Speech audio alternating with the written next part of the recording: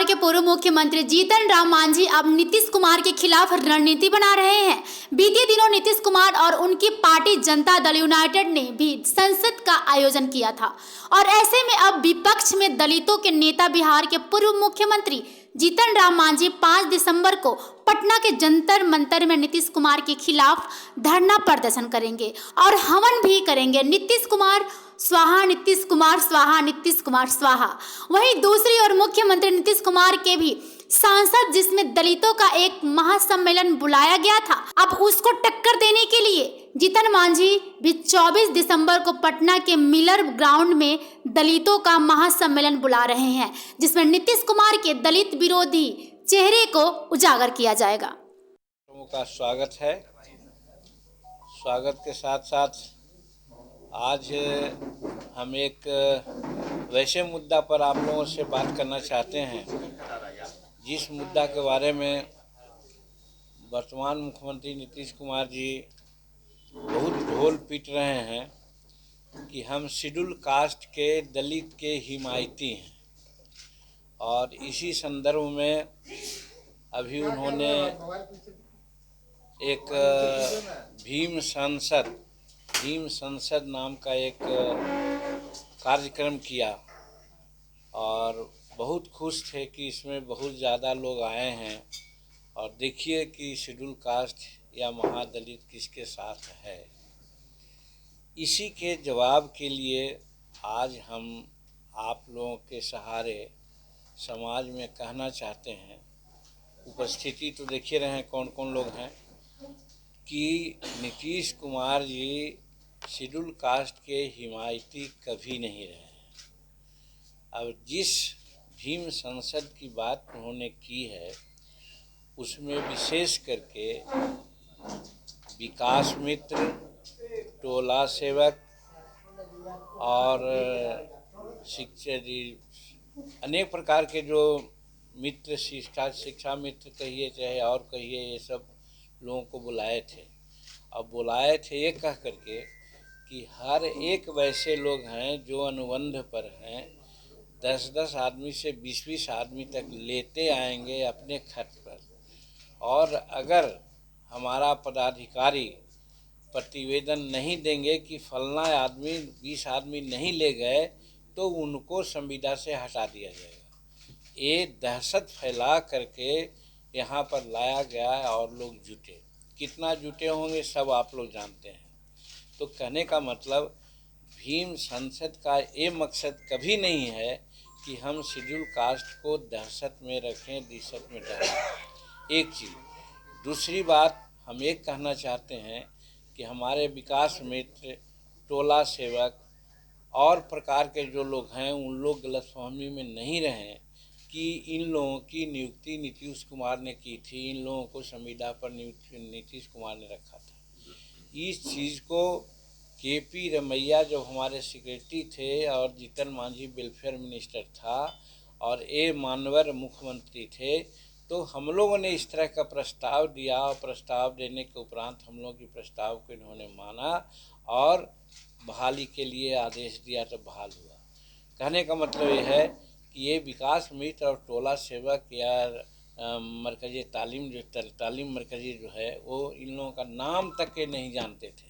ये सबको हम लोगों ने ईजाद किया। खास करके वो केपी रमैया साहब जो IAS अफसर थे उन्होंने ईजाद किया और उसी के आधार पर हुआ। हम लोग तो यहाँ तक के किया था कि 9000 विकास मित्र को बहाल करना था।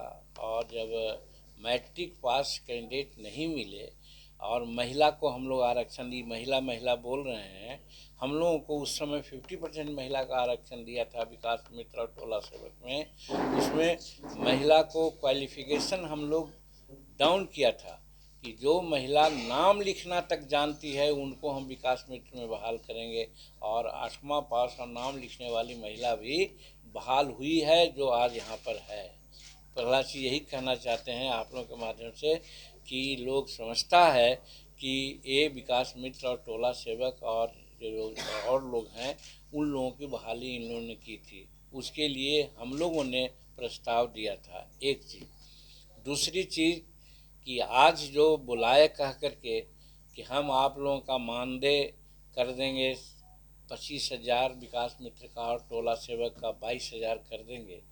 तो इस संबंध में हम कहना चाहते हैं आप लोगों के माध्यम से, वो पेपर में हमने फाइल में अंकित है, दिखवा सकते हैं। मुख्यमंत्री काल में उस समय ही विकास मित्र की सेवा 60 वर्ष तक, टोला सेवक की सेवा 60 वर्ष तक, और विकास मित्र को मानदेय नहीं, पे वेतनमान 25,000 तक और ये टोला सेवक का 20,000 तक करने का निर्णय ले लिया गया था। उस फाइल को कहाँ दबाए, क्योंकि दबाने का तो इनका एक आदत है कि जीतन मांझी ने जितना किया, निर्णय लिया, सब निर्णय को इन्होंने रसातल में डाल दिया और अब धीरे धीरे निकाल रहे हैं।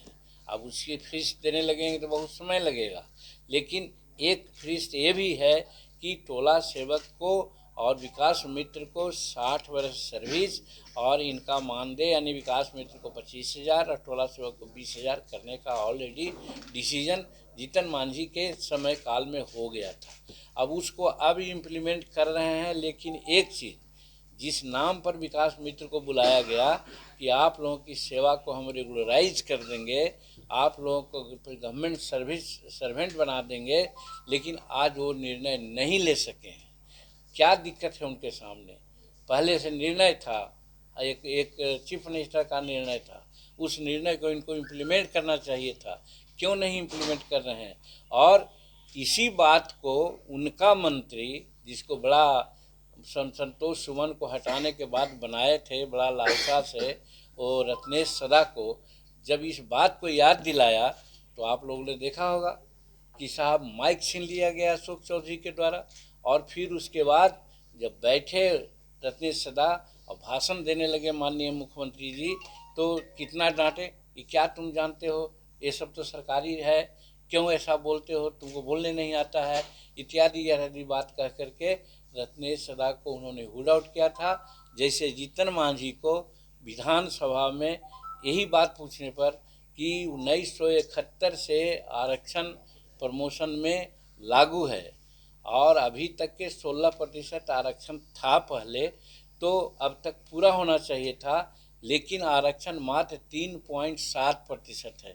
महोदय, इसको कब पूरा किया जाएगा, क्योंकि कब क्रियान्वित किया जाएगा? क्योंकि अंबेडकर साहब ने कहा था कि हर 10 वर्ष पर समीक्षा होनी चाहिए। आप 18 वर्ष, आपके बड़े भाई 15 वर्ष, 33 वर्ष राज आप लोगों ने किया, कम से कम 3 बार होना चाहिए था इसका समीक्षा आरक्षण का, कितना बार किए? इसी पर वो भड़क गया, बोलने लगे कि तुम नहीं जानते हो, तुमको हमने मुख्यमंत्री बनाया था, तुम क्या जानते हो, इत्यादि इत्यादि बात, और बहुत सी बात की। ये कुछ नहीं जानता है, इसकी बात को क्यों लोग ज़्यादा छापते हैं, आप लोगों पर भी शायद उस समय कहा गया था इस तरह की बात। तो यही है उनका शेड्यूल कास्ट के प्रति प्रेम। एक चीज़ ये कहना चाहते हैं, और दूसरा चीज़ ये कहना चाहते हैं कि आरक्षण जो एज ए होल अगर 1952 से लागू है, तो 16% तो आरक्षण होना चाहिए था सभी विभागों में, चाहे गजटेड ऑफिसर हो बिहार द्वारा या नॉन गजटेड हो या क्लर्कियल जॉब हो, उसमें इसके लिए एक मेकनिज़म तैयार होना चाहिए। इसकी चर्चा हम सदा करते थे। 1956 या 57 में मुंगेरी लाल जी के अध्यक्षता में एक कमीशन बनी थी, यही जांचने के लिए कि शेड्यूल कास्ट का कितना रिजर्वेशन है, कोटा कितना है। उस समय आया था कि शायद 7% मात्र है और 9% आरक्षण नहीं अभी है, उसके लिए स्पेशल ड्राइव करना चाहिए था। और वही 1956-57 के बाद आज तक किसी प्रकार का मैकेनिज्म नहीं तैयार करने जा रही है। क्या कहेंगे? सर्वेक्षण वैसा ही होगा जैसे जाति आधारित गणना हुई। ये बात अपना प्रूफ करने के लिए कि बहुत अच्छा है, आज ही मैं लिख देता हूँ, आएगा सर्वेक्षण में कि सब कोई चाहते हैं कि शराबबंदी हो और बहुत बढ़िया से शराबबंदी का कार्य चल रहा है, यही आएगा सर्वेक्षण में। ये चूँकि ऐसे कहने में दिक्कत होती है तो एक सरकारी अमली जमाव पढ़ना देंगे जैसे कि जातीय गणना में उन्होंने करवाया है, इसलिए वो भी फेक होगा। ये मैं अगर कराना है तो कोई बाहरी एजेंसी को बुलावे, बाहरी एजेंसी को बुला करके उसे सर्वे करा लें। एक बार फिर से जो है वो विशेष राज्य के दर्जे की मांग उठा रहे हैं, कह रहे हैं कि पूरे बिहार भर में यात्रा भी करेंगे। अब एक बात है कि जब झूठे ही बोल करके पॉपुलैरिटी लेना हो तो अगर कहेंगे कि दिल्ली की राजधानी को कर दीजिए पटना, इसके लिए हम चलेंगे समूचे बिहार में, हम ये काम करेंगे, है संभव? तो उसी प्रकार से जब नीति आयोग ने भी कह दिया, 14th फाइनेंस कमिश्नर ने भी कह दिया, रघुराज राम कमीशन ने भी कह दिया कि विशेष राज्य के दर्जा का कोई कंसेप्ट नहीं है, इसको नहीं देना चाहिए हेंसफोर्थ, तब फिर काहे कोई माथा दुनिया को बुर्बक बना रहे हैं? ये तो जनता को, हम लोग को बुर्बक बना जा रहे हैं। अब एक कह रहे हैं कि सेंटर तो पैसा दे रही है, उसका उपयोगिता कर रहे हैं, उपयोगिता तो यही कर रहे हैं कि साहब नया म्यूजियम से पुराना म्यूजियम में अंडर पास बना रहे हैं 5,000 करोड़ का, क्या ज़रूरत है उसकी?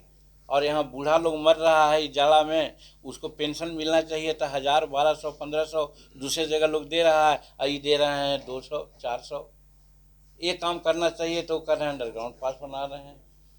गया में इंद्रपुरी से पानी आता, 12 मास पानी आता, उससे नहर निकालते, अंडरग्राउंड वाटर रिज्यूम होता, तो ये उल्टी गंगा बहा करके 6,000 करोड़ रुपया में तर्पण के लिए गया में पानी दिए, उससे कोई फ़ायदा है क्या? जाइए ना, वहाँ पर सड़ांध है, सांद निकलता है, लोग वहाँ नाक बंद करके लोग आते हैं, तो ये फिजूल खर्ची करते हैं। इनको भारत सरकार जो पैसा दी है उसका तो ये बेजा करवा रहे हैं, अपव्यय करा रहे हैं। कई वो पुल देखा आपने, सुल्तानपुर में देखा है आपने, किशनगंज में देखा, हमारे यहाँ भी एक पुल इमामगंज में भी है, सब बना नहीं कि धंस गया।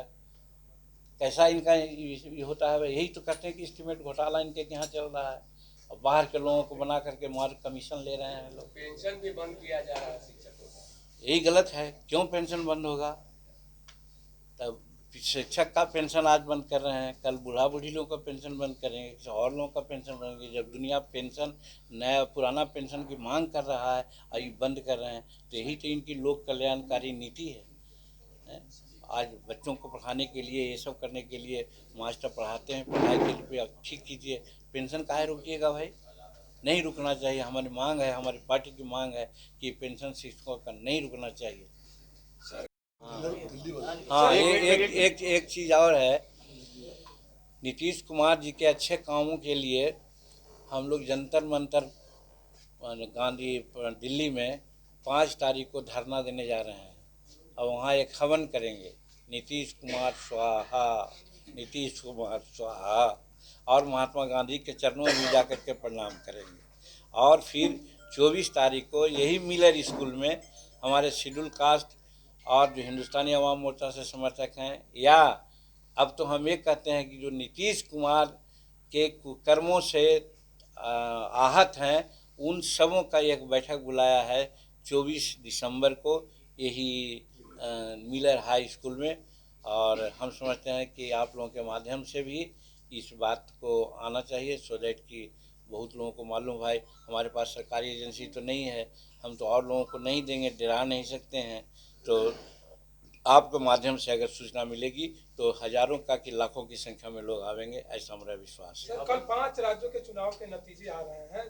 आपके शहर बोकारो के सेक्टर 4 मजदूर मैदान में हर साल की तरह इस बार भी कश्मीरी मेला ठंडी के मौसम की सौगात लेकर आया है, जो आपको सर्दियों और ठंडी हवा से रखे सुरक्षित। यहाँ आपको ठंडी के मौसम के लिए हर प्रकार के ऊनी कपड़े, कंबल, शॉल, जैकेट, बच्चों के लिए हर प्रकार के ऊनी कपड़े सस्ते और किफायती दामों में उपलब्ध हैं। कृपया हमारे यहाँ एक बार अवश्य पधारें और हमें सेवा का मौका दें। ठंडी होगी खल्लास जब है कश्मीरी मेला का साथ।